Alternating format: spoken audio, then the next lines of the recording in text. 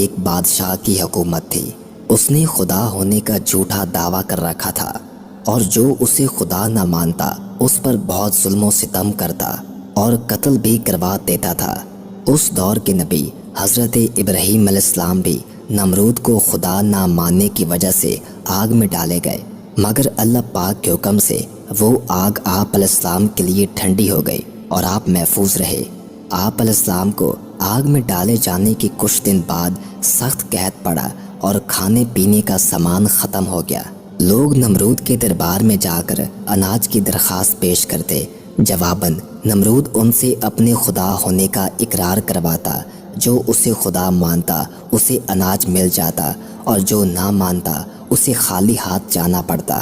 حضرت ابراہیم علیہ السلام بھی اناج لینے نمرود کے پاس گئے۔ نمرود نے پوچھا، تمہارا رب کون ہے؟ فرمایا، میرا وہ رب ہے جو زندہ کرتا اور موت دیتا ہے۔ یہ سن کر نمرود بولا، یہ قدرت تو میرے پاس بھی ہے۔ یہ کہہ کر اس نے 2 قیدی بلوائے، ایک کو چھوڑ دیا اور ایک کو قتل کروا دیا۔ آپ علیہ السلام نے نمرود کی کم عقلی دیکھ کر فرمایا، میرا رب مشرق سے سورج کو نکالتا ہے، اگر تو خدا ہے تو مغرب سے سورج نکال کر دکھا۔ یہ سن کر نمرود حیران ہو گیا اور کوئی جواب نہ دے سکا۔ کچھ دیر بعد اپنی شرمندگی مٹانے کے لیے بولا، میرے پاس اناج نہیں ہے، جاؤ اپنے رب سے جا کر اناج مانگو۔ آپ علیہ السلام نمرود کے دربار سے نکل آئے اور گھر کی طرف چل پڑے۔ راستے میں ریت کا ایک ٹیلا نظر آیا۔ آپ علیہ السلام گھر والوں کو خوش کرنے کے لیے اسی ریت سے ایک تھیلا بھر کر گھر لے آئے اور سو گئے۔ اللہ کی شان دیکھیے کہ آپ کی بیوی حضرت سارہ رضی اللہ تعالی عنہما نے تھیلا کھولا تو وہ آٹے سے بھرا ہوا نکلا۔ انہوں نے فوراً روٹیاں بنائی اور آپ کو جگایا۔ روٹیاں دیکھ کر آپ علیہ السلام بولے، یہ کہاں سے آئیں؟ انہوں نے کہا، یہ اسی آٹے سے بنائی ہیں جو آپ تھیلے میں بھر کر لائے تھے۔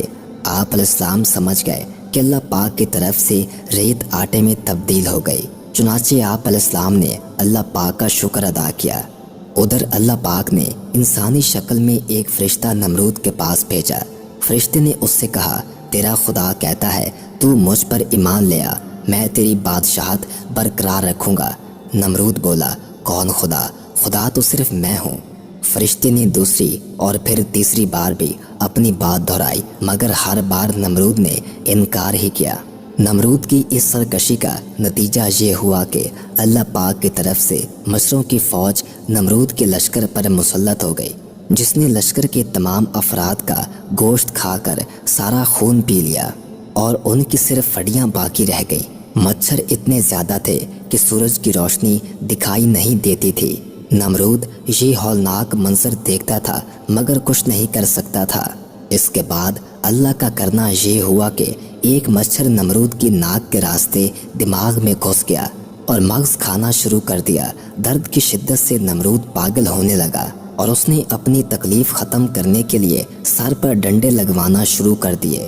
خدا کی قدرت کے جب سر پر ڈنڈا پڑتا مچھر کاٹنا چھوڑ دیتا اور جب ڈنڈا نہ پڑتا تو کاٹنا شروع کر دیتا۔ کیفیت یہ ہو چکی تھی کہ جو شخص نمرود کے سر پر زوردار چپٹ لگاتا وہ اس کا ہمدرد کہلاتا۔ یوں ڈنڈے پڑتے پڑتے اور چپٹ لگتے لگتے 400 سال گزر گئے اور نمرود بالآخر ذلیل و رسوا ہو کر مر گیا۔